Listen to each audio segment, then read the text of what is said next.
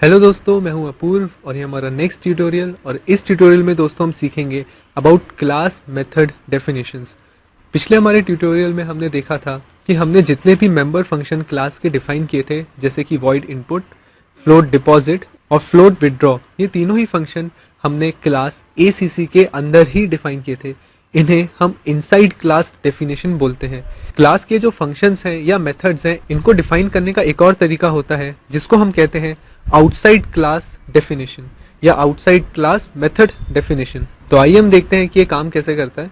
तो आप देख सकते हैं कि जो पिछला प्रोग्राम था जिसमें हमने क्लास अकाउंट बनाई थी या क्लास ACC, उसमें मैंने पहले जो मेथड्स की डेफिनेशन थी वो क्लास के अंदर ही दी थी। लेकिन आप देख सकते हैं जब मैं outside class method definition use करता हूं, उसमें मैं पब्लिक टैग स्पेसिफायर के नीचे वॉइड इनपुट, फ्लोट डिपॉजिट और फ्लोट विदड्रॉ, ये तीन जो फंक्शंस हैं, इनके सिर्फ नाम लिखता हूं, इनके रिटर्न टाइप लिखता हूं और इनके पैरामीटर लिस्ट को मैं डिफाइन करता हूं।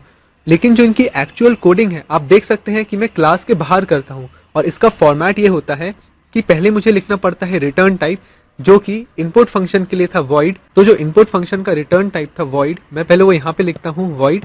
उसके बाद मैं लिखता हूँ ACC, जो कि क्लास का नाम है। उसके बाद दो कंसेक्यूटिव कोलन साइन, दो कोलन के साइन लगाता हूं और इन दो कोलन साइंस को हम कहते हैं scope resolution operator. Scope resolution operator की मदद से जब हम किसी फंक्शन को क्लास के बाहर डिफाइन करते हैं तो कंपाइलर को ये पहचानने में मदद करता है कि ये जो इनपुट नाम का फंक्शन है ये किस क्लास के अंतर्गत आता है। तो इस तरह से आप देख सकते हैं कि जब मैं outside class method definition use करता हूं या किसी क्लास के फंक्शन या किसी क्लास के मेथड को जब क्लास के बाहर डिफाइन करता हूं, तो मुझे क्लास के अंदर सिर्फ एक्सेस लेवल स्पेसिफायर, चाहे वो प्राइवेट हो चाहे वो पब्लिक हो, उसके नीचे मैं सिर्फ उस फंक्शन का रिटर्न टाइप, फंक्शन का नाम और अगर फंक्शन कुछ पैरामीटर एक्सेप्ट करता है, जैसे डिपॉजिट और विदड्रॉ के केस में अमाउंट है, सिर्फ उनका नाम लिखता हूं।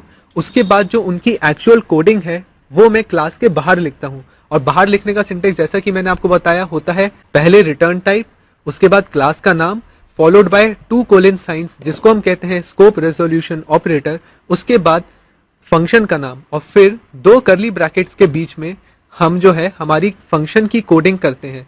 मैं आपको एक बार दिखाता हूं कि हमारा जो पिछला प्रोग्राम था उसमें आप देख सकते हैं कि हमने इनपुट की जो डेफिनेशन थी वो क्लास के अंदर ही लिखी थी।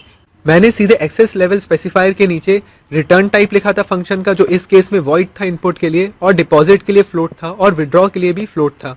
तो मैंने रिटर्न टाइप लिखा था, फिर फंक्शन का नाम और फिर कर्ली ब्रैकेट्स के बीच में मैंने इनकी कोडिंग की थी। लेकिन आउटसाइड क्लास मेथड डेफिनेशन में जैसा कि आपने देखा है, मैं सिर्फ एक्सेस लेवल स्पेसिफायर के नीचे फंक्शंस का नाम लिखता हूं और उनकी कोडिंग क्लास के बाहर करता हूं। तो इसी तरह आप देख सकते हैं कि मैंने इनपुट की डेफिनेशन, डिपॉजिट की डेफिनेशन और विदड्रॉ की डेफिनेशन, ये तीनों ही फंक्शंस की डेफिनेशन यहाँ पे मैंने क्लास के बाहर की है। और इस तरह से आप देख सकते हैं कि मेरा मेन फंक्शन भी है और मेन फंक्शन आप देख सकते हैं कि बिल्कुल ही पहले की तरह है, इसमें कोई भी चेंज नहीं किया है। तो इस तरह से हमने देखा कि आउटसाइड क्लास मेथड डेफिनेशन क्या होती है। तो आइए हम इसको रन करके देखते हैं।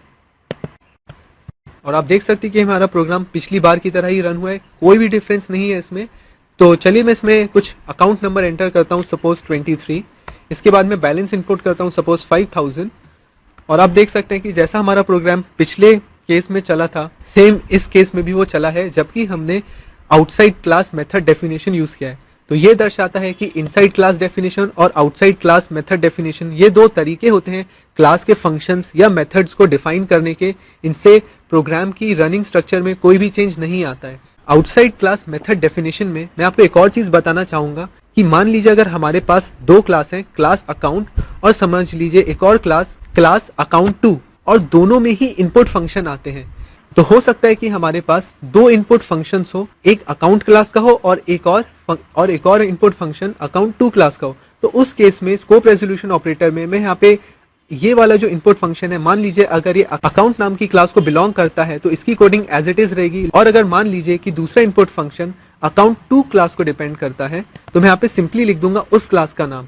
भले ही मेथड्स का नाम सेम हो या फंक्शंस का नाम सेम हो, लेकिन अगर वो अलग अलग क्लास को बिलोंग करते हैं तो स्कोप रेजोल्यूशन ऑपरेटर जो है, ये दो कोलन के साइन, ये उस चीज को क्लियर कर देगा कि कौन सा मेथड भले ही नाम सेम हो लेकिन किस क्लास को बिलोंग करता है। तो मैं इसको यहाँ से हटा देता हूँ।